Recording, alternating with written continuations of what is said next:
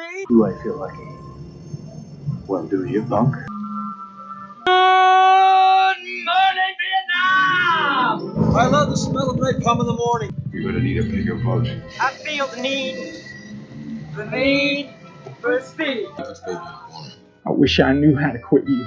Love means never having to say you're sorry. You do. You'll shoot your eye out, kid. What's up, film fans? Welcome to another new episode. Welcome to the Cine-Men Movie Podcast. I'm your host, Juan, and I am joined alongside with the cast, the crew. Craig? Just me. Man, how's your week gone? Are you glad it's almost Friday? Yeah, work's been weird this week. Like it's been pretty laid back, pretty chill. Watch you want it to be chill right before football season, and then it just picks up out of nowhere.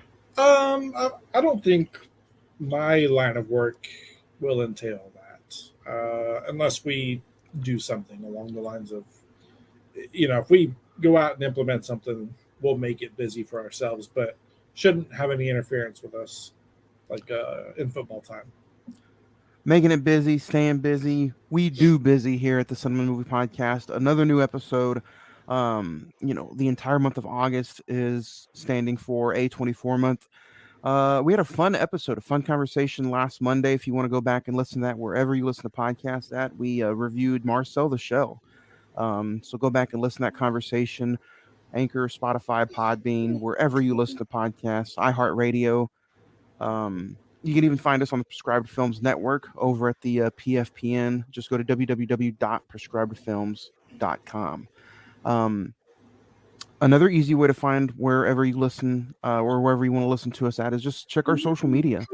Facebook.com/the Cine-Men Movie Podcast, Instagram /the Cine-Men Movie Podcast, and then the Twitter is at Cine-Men405. You can find the link tree in every single one of those social media pages, and then you can send us some emails at cinemen921@gmail.com, and we read the email bag every Monday. So for the bonus episodes, though, on Thursdays, everybody who has joined on the podcast, special guest Nick, Craig, Zach, Ed, everybody got to choose their own A24 movie. So Craig, before we dive into this extraordinary movie that you picked, the main reason you picked it was silence. Can't hear you. Robert Pattinson went through. We were like, pick an A24 movie, and we'll talk about it. And I was just like, well, we've gone over Midsummer, we've gone over this. We're gonna do this one. So I was just kind of like, Robert Pattinson's a familiar face. Let's shoot for it. And boy, I'm excited just to get some thoughts. So let's dig into it. If you guys have never heard a bonus episode before, we're in and we're out. They're ad-free shows, segment-free shows. We dedicate the entire hour, 45-minute conversation to just the movie. And if you have any recommendations or anything you want to recommend for a bonus episode, always email us, cinemen921@gmail.com. But High Life, starring Robert Pattinson, had a release of November 7th, 2018, with a budget of $8 million. And unfortunately, it only grossed $2.8 million at the box office. IMDb has it at 5.8. Rotten Tomatoes is at 82%. The Metascore is at 77%, while the Google users have it at 65%. Starring Robert Pattinson, Juliette Binoche, Andre 3000, Mia Goth, Argentina Buzik, and written and directed by Claire Denis. I think it's Agatha. Uzak? What did I say? Argentina. Gesundheit. A father and his daughter struggle to survive in deep space where they live in isolation. That synopsis does it fits it, but it doesn't give you everything. It's the spoiler-free synopsis. So again, if you guys have not seen this movie, everything now is spoiler heavy. But I believe you can also check this movie out on the Showtime subscription through Hulu. Showtime, yep. You can also rent it on YouTube TV, Google Play, Vudu for $12.99, or no, for $4.99 and $3.99 respectively. Or you can just buy it on Apple TV for $12.99.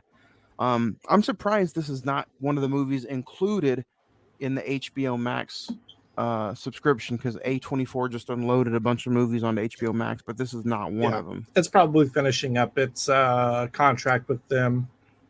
Showtime, they probably buy it for, we'll buy it for a 2-year rental period and we'll have it on our service. And it's probably still in that time frame. So usually we do the first time versus now for the start of the episodes, but Craig, this was your first time, so Very first time. Interesting thoughts, or if you had one word to describe the movie after your first time watch? Uh,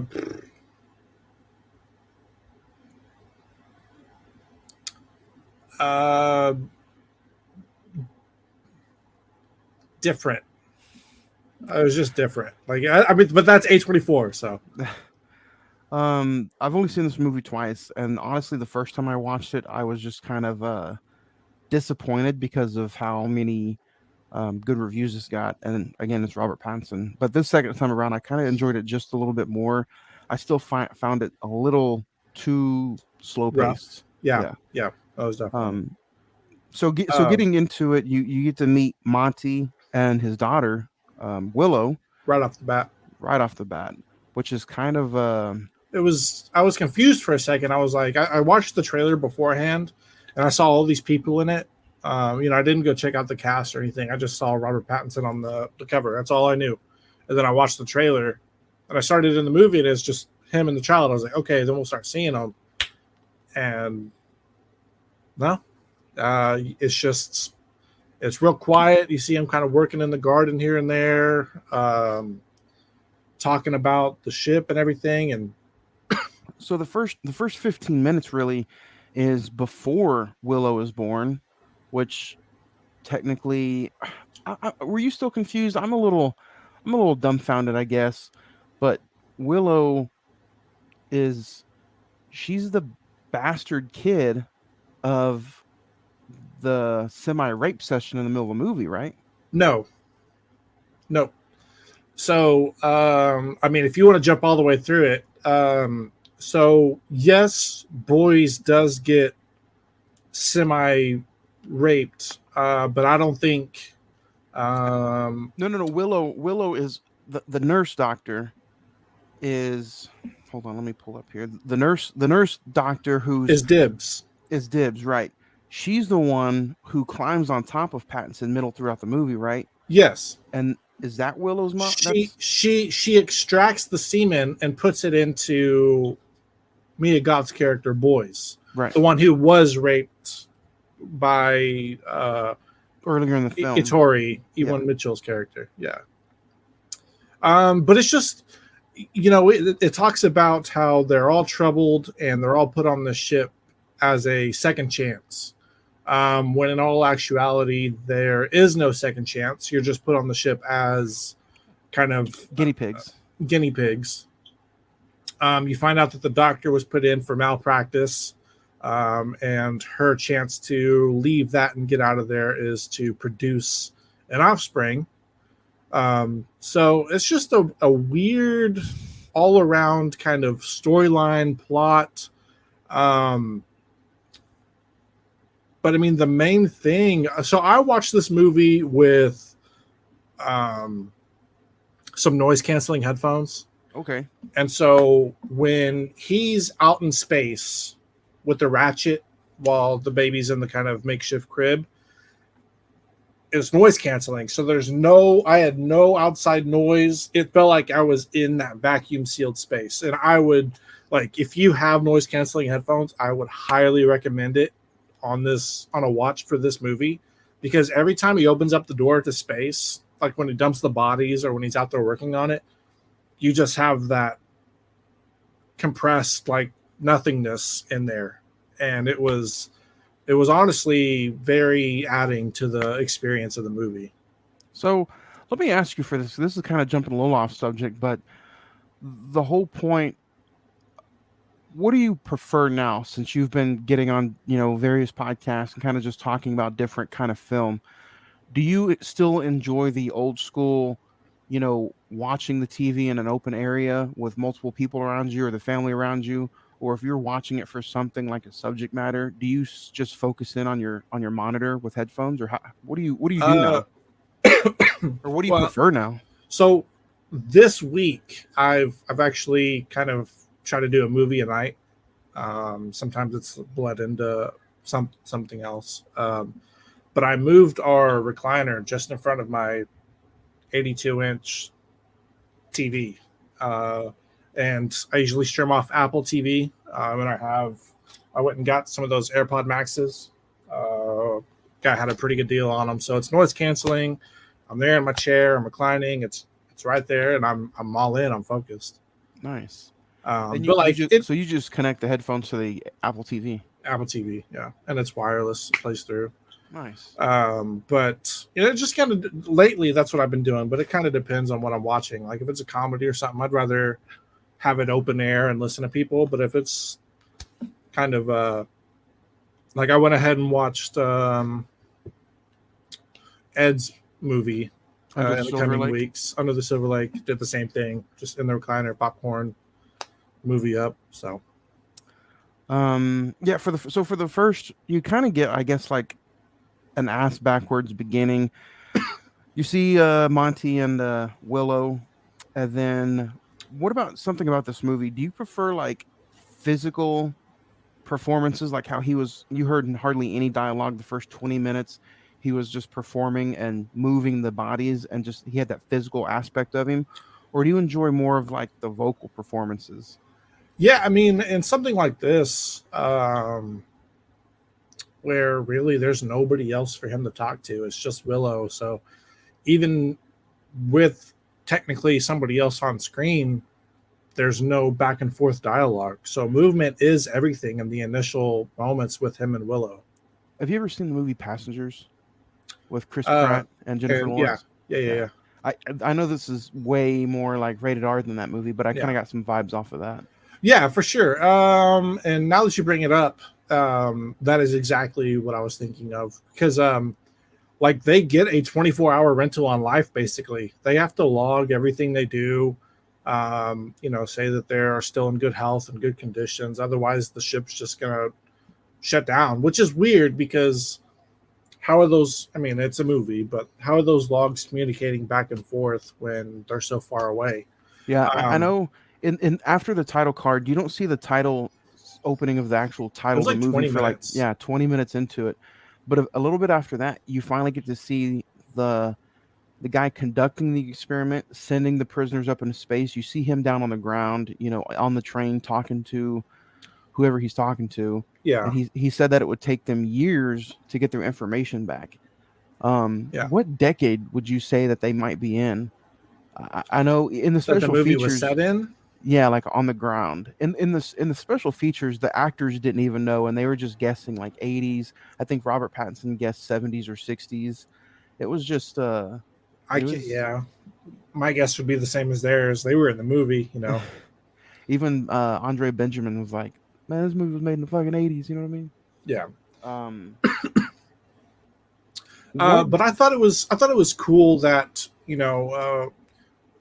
after the initial part where he dumps the bodies out, because he's like, you know what, they're dead.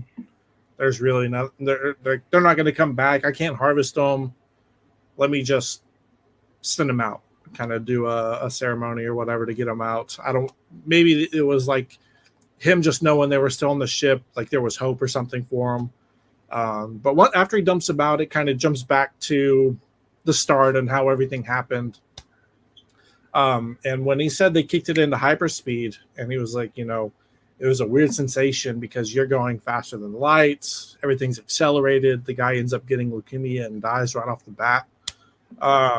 It was very Passengers. It was very Interstellar. The score on this made this extremely eerie. I listened to the score just in the car. I had to do a lot of driving around for work today, and that's all I listened to. and the score just by itself was, yeah, like you said, really, really eerie. Made me feel like I was getting ready to watch like Alien Yeah. or something like that, and it was And pretty unique. it was, man, it's just like, I know we talked about it last week, how with the scores and everything, like this is A24 at its core. This is simple. It's all Just camera weird. placement. It's the angles, the dialogue, the way it's acted, the actors in it. Mia Goth is an X. The Andre cinematography, 3000. like the cinematography, whenever like the daughter is picking up the fruit or the strawberries and they're eating Yeah, it just in like the little garden, just she's over in the corner. Like yeah. it's very like A24 has their signature down, and if you're a real film fan, you know exactly what we're talking about. Maybe not even a film fan, but an A24 fan, you know exactly what we're talking about. They had it down. This movie came out 2018. Hmm. Yeah. So I mean, it's one of their more recent, but they had it down. The cast was very weird.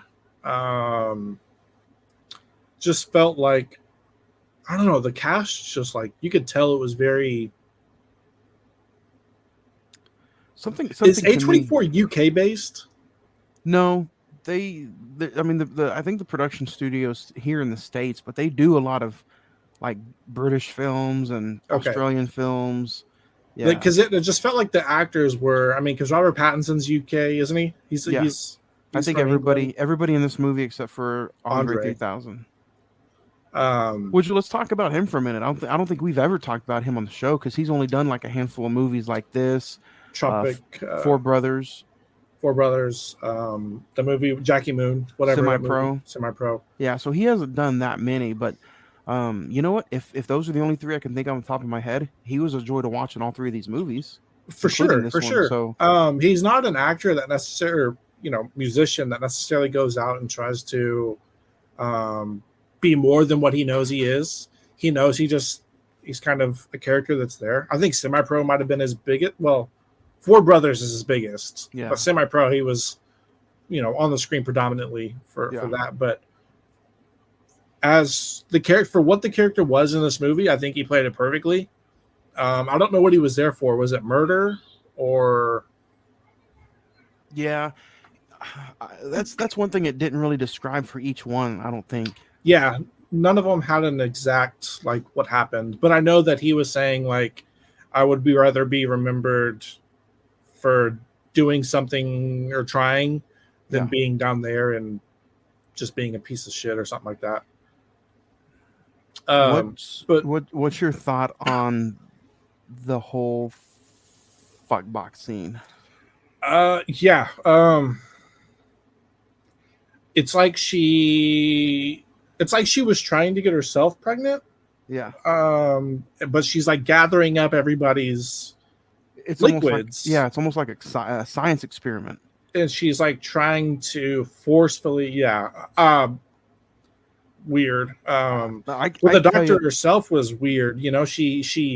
She handed out the water and the pills. She was basically the Ettore or Ettore, Ewan Mitchell's character. He called them treats. oh yeah, And she added sedation to the water to kind of control everybody. And Robert Pattinson even said it which his dialogue where he was narrating kind of everything that was going on outside of the actual dialogue, I thought was great. It added a little more insight to what was happening in the movie. you brought up But the he was noise. saying, You brought up you brought up the noise canceling headphones. I was going to bring up also like I watched this movie with subtitles, mhm, and it did me justice, especially when sometimes sometimes there's so much talking going on, and then like during the rape scene and stuff, or there's so much whispering going on, the yeah. subtitles helped out a lot. But you probably didn't. I mean, you probably didn't I need them can't because of remember if the I had the headphones. subtitles on or not. I usually do with these movies, just so I can kind of like, if I'm hearing something but I don't know exactly what's being said, then I'll just kind of glance down at it. That way I have full understanding of what's going on. But yeah, the box was weird because it wasn't just her. Like the guy, again, Itor went in there and used it himself. So I don't know what it was, but Robert Pattinson's character Monty was just kind of like, I keep my liquids to myself. Yeah. I don't indulge in this stuff because it's not. I mean, it's just honestly, it's weird. Regardless of what time they were set in the movie, it's weird. And the scene that she did was weird. What did you get from the black water, the white water, all those liquids? I mean, yeah, it's just. I mean, you're in space, so you can't produce water just out of nowhere. So the poop, the pee, the sweat, they were all just compost, almost, right? The laundry, everything was recycled. It was cleaned up, disposed, and the clear water came back through. So he was saying, like, he told Willow, he's like, don't eat your poop, don't eat your pee. So it's very survival based. Yeah. This movie had a lot of elements, a lot of influences, I think, for what it was. Even though, like, the movie itself is it's different, man. I'm not going to say it was hard to watch, but it was so uncomfortable. And I think you probably might have had the same. Yeah. It was definitely one of those movies that was so uncomfortable. But if it's your first time, you almost can't or don't want to look away. You were like glued to it. It was like a weird, like, it's so weird. I can't, like, yeah. Almost like and in some aspects, it felt like a documentary. Kind of, yeah. To where you couldn't, where the narration was happening, and to where you couldn't walk away and not watch, especially when they were treating the prisoners like prisoners, or they were having the exercises or stuff like that. Yeah. Like, well, and it is. It was very, there's really nobody there, to kind of like force them to do anything. Yeah. But they were still all unified. So I don't know if that was them kind of following the procedures, because they probably told them, like, hey, if you don't follow procedures, we shut it down. You die instantly. There's no hope. Pattinson almost felt like Robert Pattinson's character almost felt like he was just super, like, almost felt like he was the law. Like, he didn't want to go back to what was on Earth, so it felt like he took the opportunity and just tried to run with it. Yeah. So if anybody was like carving into the walls, like Mia Goth's character was, I'm not sure exactly why he stopped her or anything. Maybe he didn't want her to get punished. Possibly, maybe he knew that would endanger everything, and but when they end up going off, doing off with Itor's character, after he kind of gets a hold of boys, it goes downhill from there, and quick. I mean, because you're done with the guy who had leukemia, and he was kind of the guy that reported every day, so they had to find somebody else that did that. And then you had that guy that was gone. Boys is supposed to be, I think, was it Juliet Dibbs' character, or the doctor was supposed to be going towards a black hole or something. But Boys goes off and does it herself, and her head explodes in the suit. Like, she died a painful fucking death. Like, I watched that. Well, but we see that. And that's exactly what Robert Pattinson's character does. They go towards the black hole. Yeah. So is that what happens to them? See, now you're getting into just like fantasy booking, because that's not really fantasy booking. No, I know it ends, but the movie just ends, and I'm kind of like, it's a little frustrating. Yeah, I mean, because it shows them like in a golden light, kind of holding each other. And I think that kind of symbolizes that, yes, they did pass. They went through it, and they have the same fate as Boys. So you personally don't think they survived? No. I know she said that the black hole was, not as accelerated as the other ones. This is probably the one that they were looking for, and this is the one to get all the data they needed so that they could go home. But Yeah, I mean that's the movie in a nutshell. It's they're basically given a quote unquote second chance in a spaceship that's a prison. They're given a 24-hour rental on life every day. They were up there for about 4,000 days. It was like 3,500, I think, is about the time that he showed Willow when she was around 12 or so. Not 12, but around, it was like 8 or 9, 10. Would you agree with that? Yeah, what are you talking about the going into the final, the final Yeah, scene, the final act? the final act with when Willow was grown up. So, do you think? And I mean, we pretty much explained the whole movie in a nutshell. But do you think that that would you say that 4,000 days? What did you guesstimate that to be? What, like 4,000 days. I mean, 3,000 days would be, or 3,650 would be 10 years. Yeah, I mean, even though Willow, do you think she didn't look like a 10-year-old though? It felt like she almost. And honestly, when it skipped to the scene where they were laying in bed together, I was like, "Whoa, did She he looked already?" 14. Yeah, that's what I was like. Did he find another girl to hook up with already? Yeah, it was weird because it immediately like jumped to it Yeah. So I almost kind of also felt like, did she age faster than normal? because Or of the she? speed of light. Yeah. Yeah, I think it might. I think that might have been. And I could have sworn, but at the beginning of the movie, when the baby was chilling in the playpen while he was up, that baby's probably a year old. Did that baby not have a full set of teeth?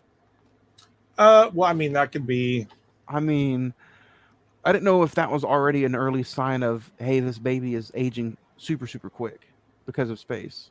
maybe. I just had to take a double look, and I'm like, that baby looks about a year old and has already got a full mouth of teeth. Yeah, I mean, she was eating.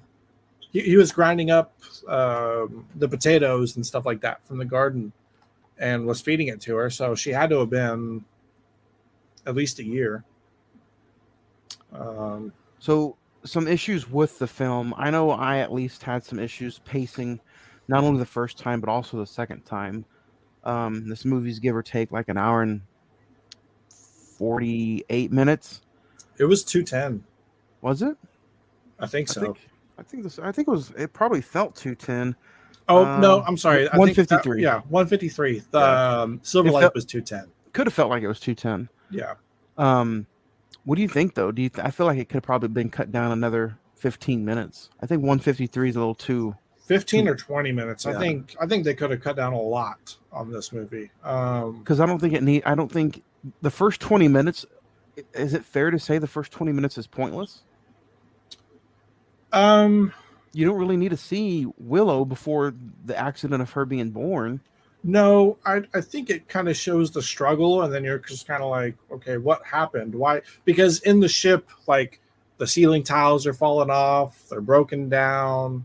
But It see, just, you could even open up the film with just the word high life, like in that 20-minute mark, with bodies floating around, and that's how you start the movie. And then you just get into Willow's story, or not even Willow, you get into Monty's story.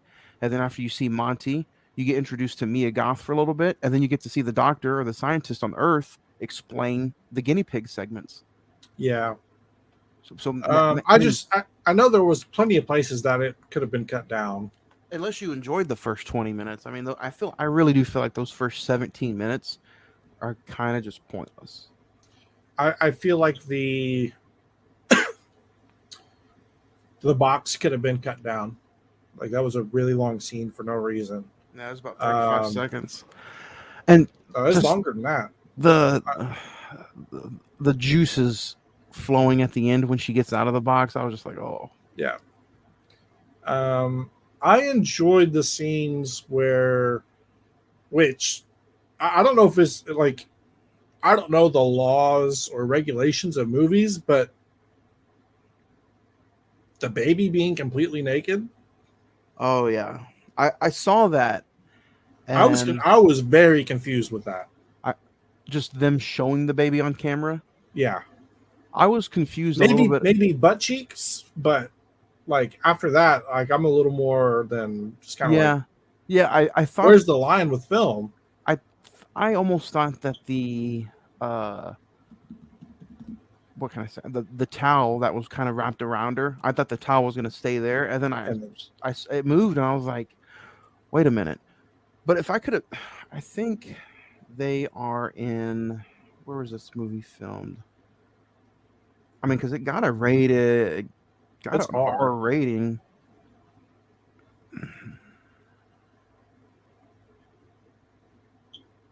Okay, it is a France, United Kingdom, Germany, Poland. Like this is where the movie was Based. originated from and based. Filming locations: Germany, Poland. So So, and I mentioned it earlier in the episode that it was the budget was 8 million, but there's an E in front of that. 8 million euros. Yeah, so I don't know what that would consume states wise. Um, Craig went silent again. I know. It's 8,251,676 About eight and a quarter. Oh, okay, so not too So far at all. it's a little more in dollars. Really. Yeah. Yeah, it did. I didn't agree with the nudity of the baby. Again, I just I don't know. It's a good question though. Because I thought obviously you had to be of consent, Hmm. And and maybe it was the directors or somebody on crew's baby, and but I don't even get the justice of showing that on the film. yeah, there's no justice in it. Yeah, So it's that's it. It was that disturbed me a little bit not part of from the plot, right off the get go. Yeah. not part of the story. But I did like the interaction with him and the baby, where he's like, get up, and walking her, and that's what a dad does. It's you're all alone on the ship. He's sleeping with the baby to not like in a fatherly way. He's sleeping with her, making sure she's safe. She's feeding her. She's making sure she's doing everything to grow. Some people in that situation would have just off the baby. Yeah. Maybe they thought the resources weren't there. Why am I having to deal with something that can't take care of itself in this situation? This being an A24 movie, did you think at all that the baby was going to die? I mean, they showed one of them where Yeah. it was a failed, baby, but she said he had strong DNA or something like that. So, I thought towards the end of the movie when she had the door was closed and he was outside and he was like, I need to come in. I'm contaminated. You need to step back. I thought she was going to be like, nah, like we're done. I don't want to do this anymore. Because she had talked about a lot of stuff that she saw on TV and Earth, and she was praying, and he kind of asked her like, what are you doing? What And, God are you praying to? yeah, because I don't think that he was saying like, don't pray. I just think he was more of like, how do you know what you're doing, or why? What made you do this? What did you think? Overall, what? No, go ahead. I was gonna say overall, I think the plot of the story was good. I think if they were to put that in a book and I were to read it, I think it would be a good book. I just think A24 consumed this plot in the movie and made it what it is. And like we said, it's horror. It's combined with horror. It's passengers. It's survival, space. It's like everything encompassed into this movie, and I feel like the story has really nothing to do with it. So it kind of like, I don't know. It's just I feel like it doesn't hit on anything. Yeah, and anytime Boyce was on character or on screen, Mia Goth, I almost was like, not because of her performances or her acting, I was just kind of like holding my breath, very cringy because of just the character and what she had done so far. Yes. And almost like I knew she was gonna die in the movie. I was like, she's either gonna kill herself or she's gonna get killed by another person. I didn't Yeah, know she was gonna go out that way, yeah. but you know, and then just you want to talk about uncomfortable. The scene where she knows that they took the baby from her, and she's just lactating and milking all over herself. Oh yeah. I thought she was gonna just find any I way to completely just forgot about that part. Yeah. yeah. I thought she was just gonna just find some way to off herself. I was like, And I think that's why she took the ship yeah, it was and went out and so did that. uncomfortable. Yeah. So if you haven't seen this movie and you listen to us, and you decide to go back and rewatch it, it's long. There's pacing issues. You're not going to want to look away. You'll feel uncomfortable. You'll enjoy the score. You'll enjoy the eeriness. Cinematography is great. The cinematography is great. The dialogue, when it's used properly, is good. I think there's areas where it's kind of washy, but I think We did an episode on a few years ago, but did you ever watch Good Time with Robert Pattinson? no, I need to go back and watch it. Oof. Yeah, I think you would enjoy that. Honestly, it would be a breath of fresh air compared to this movie. That movie kind of got him like going in some of these A24 movies. That one and The Rover, I believe that's the name of it. You know what a good comparison to this movie would be?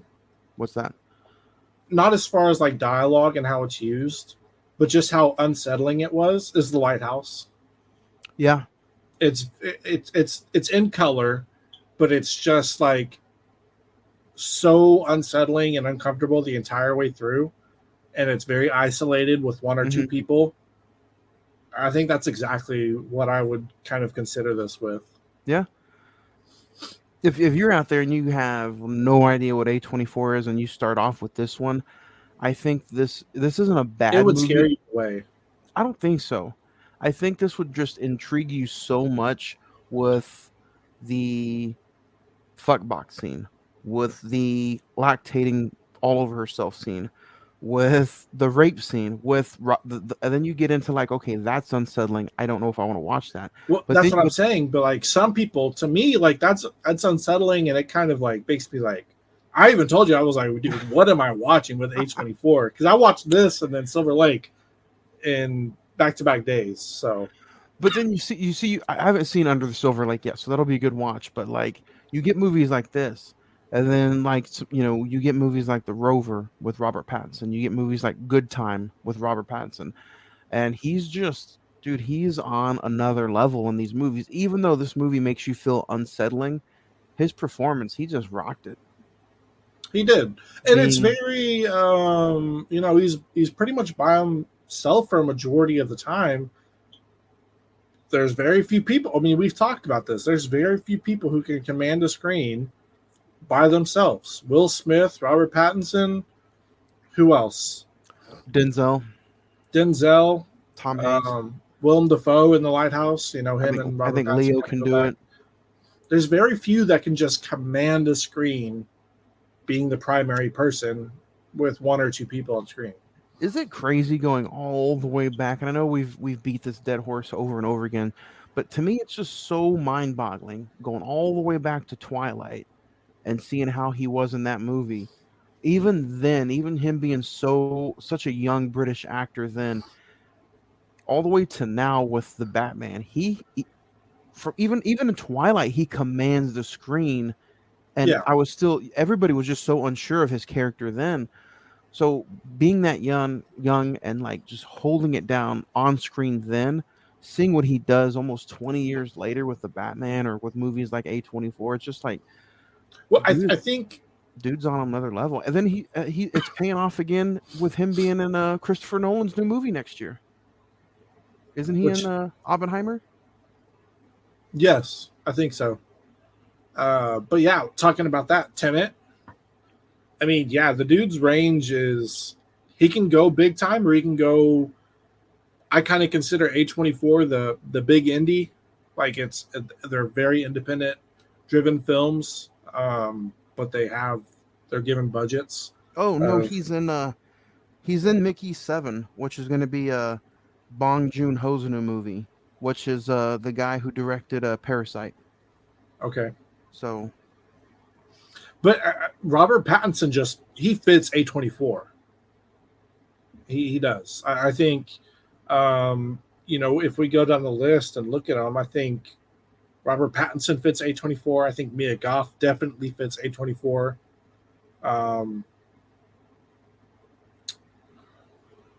Andre 3000 kind of feels like he would be very good in A24 movies, just because he's out there, but you don't know a lot about him. At least I don't. I mean, I've listened to his music and all that, but he's kind of stayed away from the spotlight recently. yeah, So and this was 2018. I haven't heard or seen anything that he's been in since then, I kind of skimmed through some other A24 films after I watched this one, just because I subscribed to the Showtime's trial and was going through and watching them. Do they have a lot on there? There's a lot. There's a movie called Climax. Oh yeah. Where strange. I didn't watch it. I skimmed through it, like kind of just brushing through, like it's 10 seconds, watch a little bit. It's all subtitles. And at the end, I was just like, I'm glad I didn't watch this because it was insane.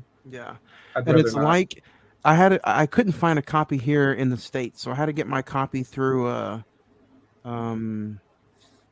what is it? I think it's a Germany film or it's a French film, and it contains strong sexual references, drug misuse, very strong language, strong thoughts of intercourse. It's very. See, I didn't really watch it, so I didn't get a lot of the dialogue. I was just kind of looking and seeing like what was happening on screen.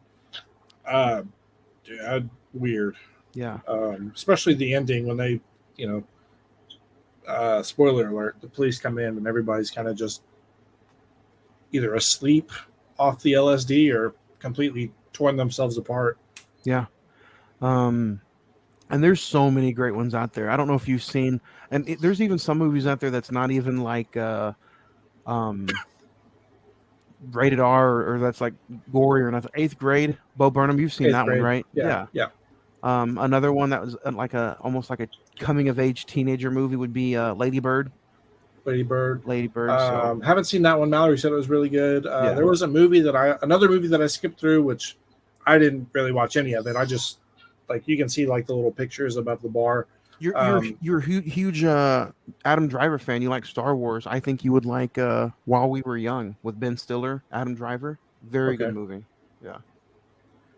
But I had Kristen Stewart in it, and then The Equals. The Equals. Yeah. That movie looked stupid. I haven't seen it yet. I have a few that I haven't seen it. Have you seen the movie The Captive with Ryan Reynolds, where his daughter gets kidnapped? No, but it's on the list. I saw it and I was like, you enjoyed Prisoners, remember? Yeah. I think you would like The Captive. Okay. Yeah. And that's what I like about at least these bonus episodes, like A24 month. I think just us pushing out some suggestions for not only for you, for me, for Zach, for Ed, just even for the listeners. Like write some of these movies down and just get lost. But again, that's what I said I've been doing. It's trying to do a movie a night or something. Just checking out different stuff. I got that little trial for Showtime, so I was trying to see everything that was A24 on there. Since I'm not going to be able to go back and check it out later on after that trial. There's some different ones on the Vudu as well. I have a lot on the Vudu. Do you have a favorite scene, at least, or two of this movie from High Life? Yeah. Again, if you guys, while you talk about that, I'm going to show the poster off one more time. So I liked when he's working on the ship at the very beginning, and the baby's crying, and he kind of loses control of the wrench, and you see the wrench just drop off into space. It's not the space that he's in is just empty. It's like if you were billions of feet up in the air and it dropped. Like there's no gravity. It didn't just float away. Like if you go off the ship, you're legit just going to drop into the void of nothing, which I think is a very different take on space and what space is. Yeah. I like that scene. And I liked the scene. I think it's later in the film or early on in the film. I can't remember which one. When Willow's young or old, and the ship just looks torn apart, and it's kind of the lights are all flickering. There's wires hanging. Just the way and the positioning of the cameras of it, I think was good. If I had to pick just a scene or two, I like the cinematography shots of them eating in the garden. I think that's just a whole. I think there's some biblical feelings behind it. I think there was just, I don't know. Um, and then if I had to pick honestly another one, it's the very last scene before the end credit scene. Like, you're just you get like almost an Armageddon feeling, like like Bruce Willis sacrificing himself for the greater good, and I kind of feel like maybe it's the same thing. Like, Yeah, I I feel like just he's if they do whether they go through the black hole and survive, that's good. But I just something deep down made me feel like they did not survive, and he sacrificed that for something else. yeah, I just think he didn't force her into that. Hmm. So I just think they kind of both knew like at some point we're going to be like we can continue with what we're doing, but at some point it ends with us. Yeah. So why not? If you feel like this is the right one, then let's just do it. And then I Um, know it's kind of grotesque, but Mia Goth's death, Boyce's death in the movie was just uh, uh, unsettling. dude, I was sitting there, I was like, okay, she's gonna go into it, and then she kind of like started stretching a little bit, and I was just Yeah. like, Doctor Strange, man, Multiverse of Madness. a little bit. The cinema, the shot of the black holes, Oh yeah, very very good, yeah. very good. I don't know if it's accurate or not, but when it was on screen and you're watching it, and you have that score and the sound behind it, it was. I will say, like, for if you want to just watch a movie and don't know what to feel, like this is it. This is one of them. So A great director once said that if you can go back and watch a movie on mute and still keep along and the movie keeps you interested, then the director did something right. I would like to see what this movie is like not listening to anything. I think it would still kind of demand your attention just from what's on the screen. uh, you would have to fast forward through like it is showing them in prison, Hmm. but I think everything on the ship, you might be able to get away with it. Yeah. Yeah. Um, Star rating. If you guys have not seen an episode or watched a bonus episode yet, we have the same star rating like we do on Mondays. 1 out of 10. One being absolute gaga. 10 being as good as the Batman. So I don't think it's going to be as good as the Batman today. But Craig, your pick. You go first. Star rating. I'm gonna give it a 5.5. 5.5. Um, it's a unique watch. Um, I think it sets out to do what it meant to do, which is just show a bunch of second chance convicts that really don't get a second chance go out into space. And I think that what saves this movie and gives it a good score is Robert Pattinson when he's on screen, the score and the shots of just the cinematography shots, which when they're in space and showing the spaceship and everything kind of going in and out and with the ship coming into them, like I know there's not a bunch of people and there's not much the budget took, but it was good CGI. Oh yeah. Or whatever they used, it was good.